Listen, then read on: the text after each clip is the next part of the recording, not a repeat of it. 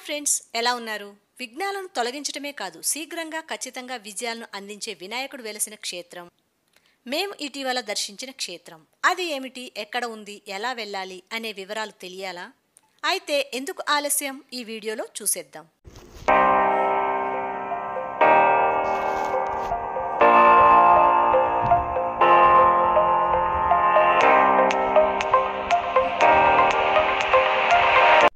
గణపతి అంటే దేవగణాలకు అధిపతి, విఘ్నాలను పరిహరించే దేవుడు. యుగాలు మారినా తొలి పూజలు అందుకునే దేవుడు మాత్రం గణనాథుడే. క్షిప్రప్రదాయకగా కొలిచే గణపతి కోర్కెలను అతి శీఘ్రంగా తీరుస్తారన్న విశ్వాసం కలియుగంలో భక్తులకు కూడా అపారంగా ఉంది.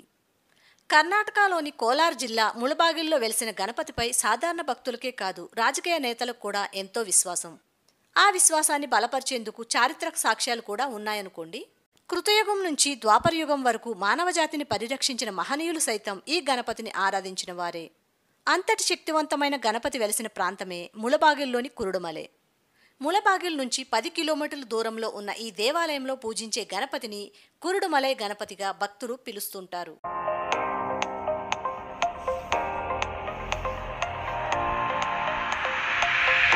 కృతయుగంలో త్రిపురాసురుడనే రాక్షసుడు ఉండేవాడు. అతడి ఆగడాలు మితిమీరిపోవడంతో దేవతలను రక్షించేందుకు బ్రహ్మ, విష్ణు, మహేశ్వరులు సిద్ధమవుతారు. కానీ వివాహితుడైన బ్రహ్మచారి నుంచే మరణం పొందే వరం కలిగిన ఆ రాక్షసుని సంహరించేందుకు 33 కోట్ల దేవతలు ఒకటవుతారు. వీరికి త్రిమూర్తులు నాయకత్వం వహిస్తారు. రాక్షస సంహారం కోసం గణేశుణ్ణి సృష్టించి అతనికి సిద్ధి బుద్ధులతో వివాహం జరిపిస్తారు. వివాహమాడిన బ్రహ్మచర్యం పాటించిన గణేశుడు ఆ రాక్షసుణ్ణి సంహరిస్తారు. ఇలా లోక కళ్యాణం కోసం దేవతలంతా కూటమిగా ఏర్పాటైన పర్వత ప్రాంతాన్నే త్రికూట పర్వతంగా, త్రికూటాద్రిగా పిలిచేవారు. దేవతలంతా కూడి ఏర్పడిన ప్రాంతాన్ని తొలుత కూడుమలై, కూటమిగా ఏర్పడిన కొండగా పిలిచేవారు. క్రమంగా ఈ ప్రాంతం వాడుక భాషలో కురుడుమలైగా మారిపోయింది.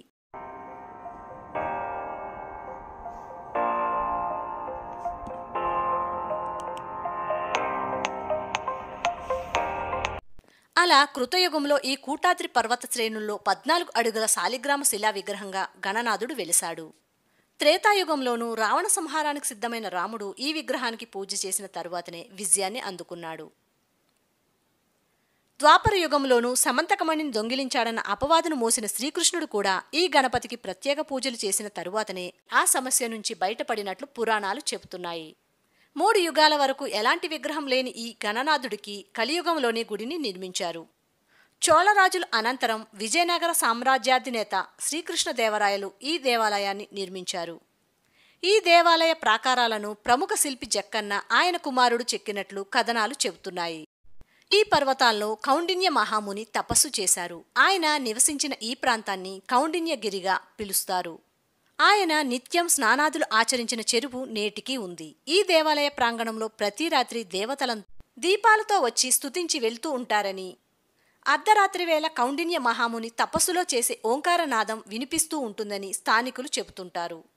ప్రస్తుతం ప్రపంచంలో ఎక్కడా లేని విధంగా 14 అడుగుల శాలిగ్రామ గణపతి విగ్రహం కూడా ఇదే. నేడు కర్ణాటక నుంచి తిరుపతికి వెళ్లే ప్రతి భక్తులు ఇదే మార్గంలో ఉండే కురుడుమలై దేవస్థానాన్ని తప్పకుండా సందర్శిస్తూ ఉంటారు.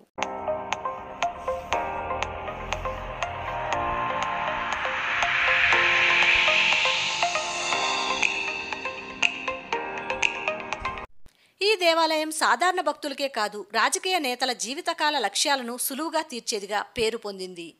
మరీ ముఖ్యంగా కర్ణాటకలో రాజకీయ నేతలు ప్రతి ఎన్నికల ముందు ఈ దేవాలయం నుంచే ప్రచారాన్ని ప్రారంభించడం ఓ అలవాటుగా చేసుకున్నారు. సాధారణ పార్టీ కార్యకర్తలు ఈ దేవాలయాన్ని సందర్శించి గొప్ప స్థాయిలకు చేరారు.